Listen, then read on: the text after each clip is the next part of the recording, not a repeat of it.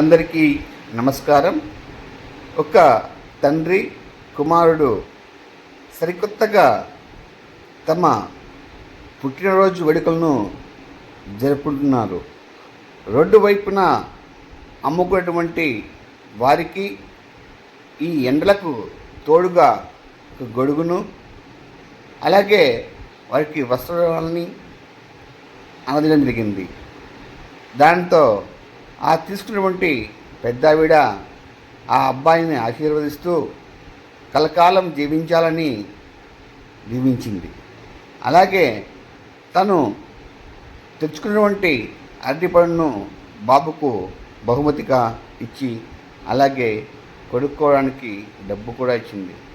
ఇలా ఆ పట్టణంలో రోడ్డు వైపున ఉన్నటువంటి వ్యాపారులందరికీ కూడా తన బర్త్డే సందర్భంగా ప్రతి ఒక్కరికి కూడా బట్టలు, అలాగే తమకు నీడనిచ్చేందుకు ఒక గొడుగును ఇచ్చుకుంటూ వెళ్ళారు. ప్రస్తుతం ఈ వీడియో నెట్టింట్లో వైరల్గా మారింది. ప్రతి ఒక్కరు కూడా పుట్టినరోజు వేడుకలు చేసుకోవడమే కాకుండా ప్రతి ఒక్కరికి మార్గదర్శకంగా ఉండాలని, పేదవారికి సహాయం చేసేటువంటి గుణం అలవాటు చేసుకోవాలని ఈ సందర్భంగా అందరూ కోరుకుంటున్నారు.